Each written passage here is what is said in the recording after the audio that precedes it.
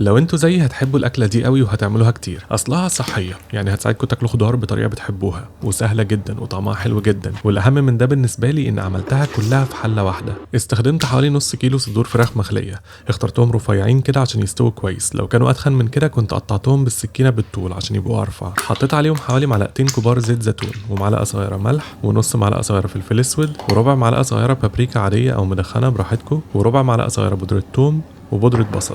قلبتها كويس في التتبيلة وسبتها تتبل شوية صغيرين على ما سلقت المكرونة بس. مليت الحلة الوحيدة اللي هستخدمها دي مية وحطيتها على نار عالية معاها معلقة كبيرة ملح، ولما بدأت تغلي حطيت المكرونة. أنا بحس البني والريجاتوني هم أكتر أشكال بتليق على الأكلة دي، بس اعملوها باللي تحبوه عادي. سلقتها عادي جدا، ولما بقت الدنتي يعني قبل ما تستوي بالكامل بدقيقة أو دقيقتين كده، خدت شوية من المية اللي اتسلقت فيها كالعادة وبعدين صفيتها. وطبعا دلوقتي عشان شلت الحلة من على النار افتكرتوني هجيب حلة تانية مكانها وازود المواعين، صح؟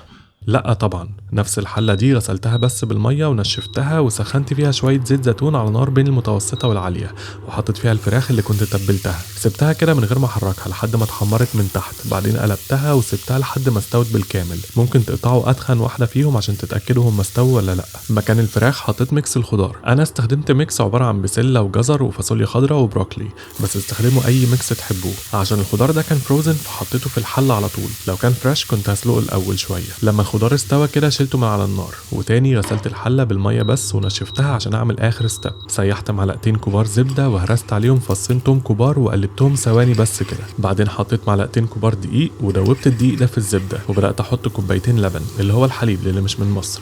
كالعادة حطيته شوية شوية وانا بقلب. لما وصلت القوام الوايت صوص الخفيف ده تبلته بنص معلقة صغيرة ملح وفلفل اسود، وساعات بحب احط مرقة عشان اقوي طعمه. قلبته شوية وكده بقى جاهز. حطيت فيه المكرونة والخضار وقلبتهم، وخففت الصوص عليهم برشة كده من مية المكرونة عشان تساعد الصوص يلزق عليهم كويس، وسبتهم يغلوا مع بعض دقيقة واحدة. قطعت فيها الفراخ وكده بقت كل حاجة جاهزة. كان ممكن على فكرة تقلبوا الفراخ مع المكرونة والخضار، بس انا المرة دي حبيت احطها من فوق المكرونة كده. وزي ما انتوا شايفين اكلة فيها كل حاجة، كاربز وبروتين وخضار وهيلثي فاتس كمان. ممكن تغيروا فيها نوع الخضار او شكل المكرونة عشان تاكلوها كذا مرة بطريقة مختلفة. قولولي لو هتغيروا فيها هتضيفوا ليها ايه. وشكرا جدا عشان بتتفرجوا للاخر.